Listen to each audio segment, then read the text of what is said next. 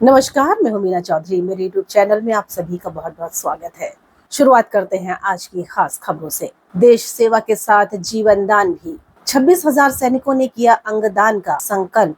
भारतीय सेना के 26,000 से अधिक जवानों ने एक और मिसाल कायम करते हुए अंगदान के लिए अपना संकल्प पत्र भरा है। यह कदम न सिर्फ देश की सुरक्षा में बल्कि मानवता और जीवन बचाने की भावना का भी प्रतीक है। सेना की ओर से यह अभियान अंगदान दिवस के उपलक्ष्य में चलाया जा रहा है, जिसमें सैनिकों को अंगदान के महत्व, प्रक्रिया और कानूनी पहलुओं की जानकारी दी गई है। इसके बाद हजारों जवानों ने स्वेच्छा से अंगदान करने का फॉर्म भरा है, जो यह दर्शाता है कि वे मरने के बाद भी किसी के जीवन को बचाने के लिए तैयार है। धर्म परिवर्तन अब आसान नहीं।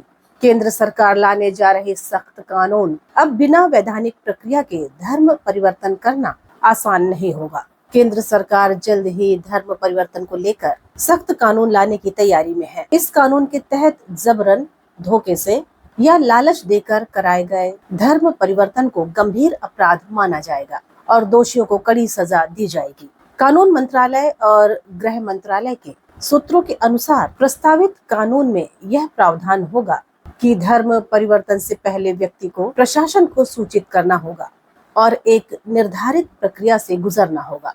ऐसा न करने पर धर्म परिवर्तन अवैध माना जाएगा। यह कदम देश के कई राज्यों में सामने आए जबरन धर्म परिवर्तन के मामलों के बाद उठाया जा रहा है और दोषियों को कड़ी सजा दी जाएगी।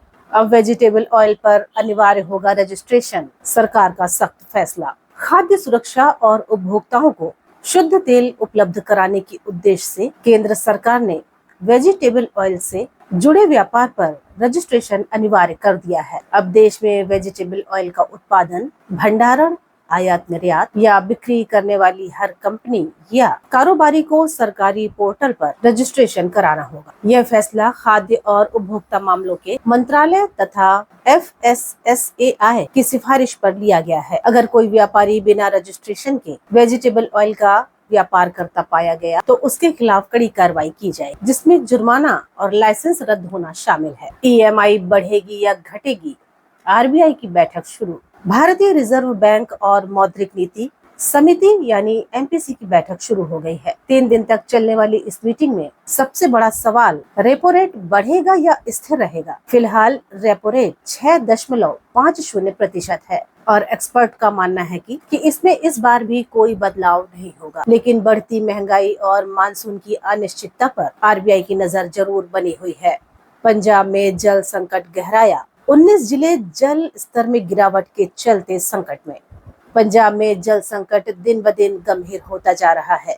राज्य के 19 जिलों में भूजल स्तर इतनी तेजी से नीचे गिरा है कि उन्हें जल संकट ग्रस्त घोषित करने की नौबत आ गई है। जल संसाधन विभाग की रिपोर्ट के अनुसार यहाँ भूमिगत जल स्तर 10 मीटर के नीचे भी चला गया है और जो कि बेहद चिंताजनक है। राज्य सरकार ने जल संरक्षण के लिए नए कदम उठाए हैं। विशेषज्ञों का मानना है कि अगर तुरंत प्रभावी कदम नहीं उठाए गए तो पंजाब की कृषि आधारित अर्थव्यवस्था पर गंभीर असर पड़ेगा और आने वाली पीढ़ियों के लिए पानी एक संकट बन जाएगा।